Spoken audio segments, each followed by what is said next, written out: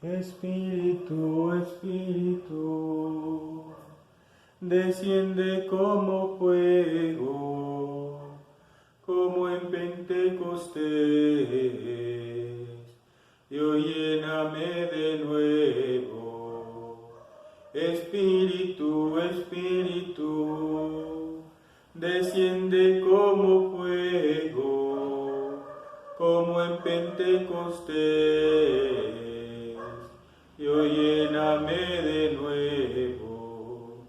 Ven Espíritu Santo, llena mi corazón para ver las cosas que son de Dios. Ven Espíritu Santo dentro de mi mente para conocer las cosas que son de Dios. Ven Espíritu Santo dentro de mi alma, que yo le pertenezco solamente a Dios.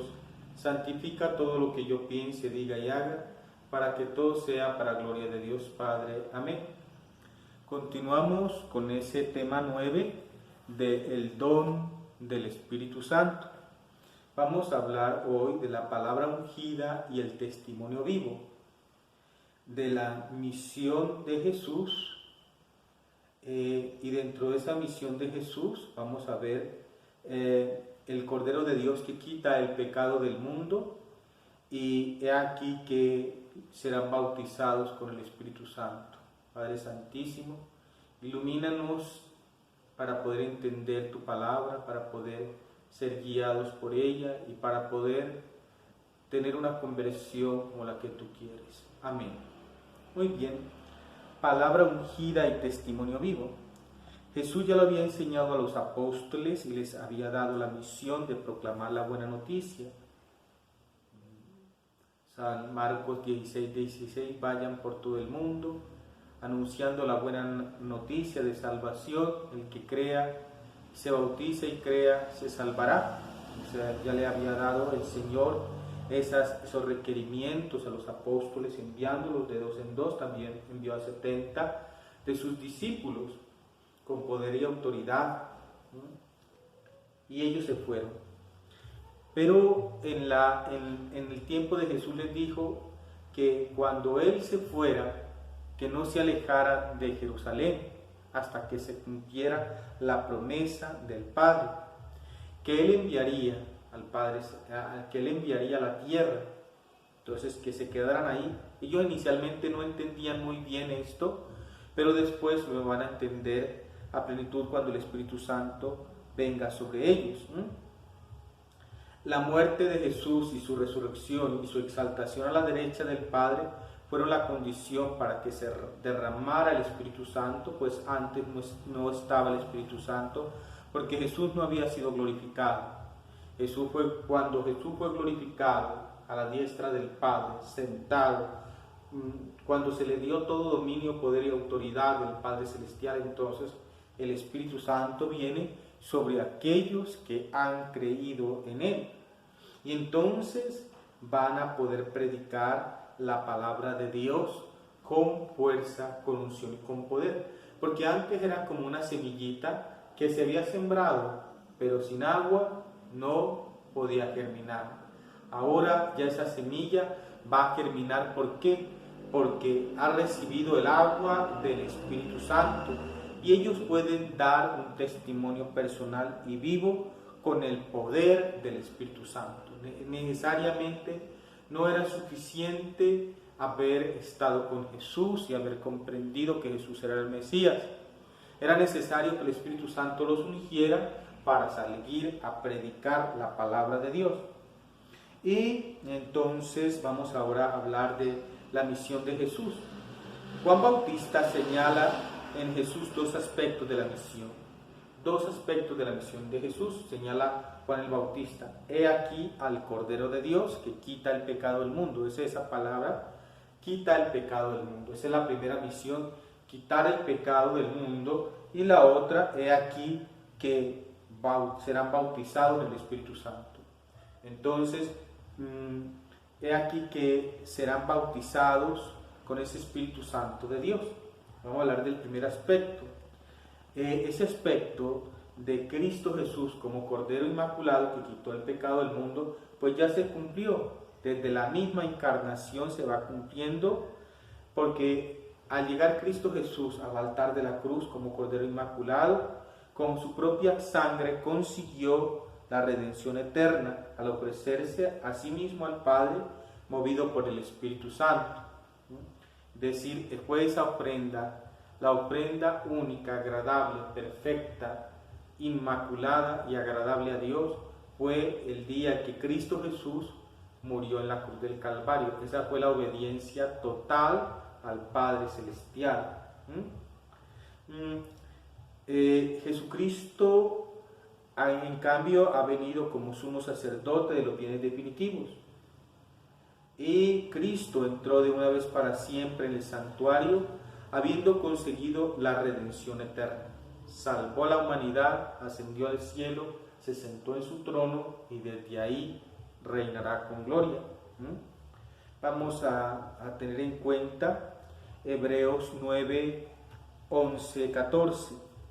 Porque si la sangre de chivos y toros y las cenizas de una ternera con las que se rocía a las personas en estado de impureza, tiene poder para restaurar la pureza exterior, cuanto más la sangre que Cristo por el Espíritu Eterno se ofreció a sí mismo como Dios, como mismo a Dios, como víctima perfecta, purificadora, purificará nuestras conciencias de las obras que conducen a la muerte para que podamos dar culto al Dios vivo, nos dice los Hebreos. Entonces que esa nueva ley, esa nueva alianza se da con Cristo Jesús el Señor.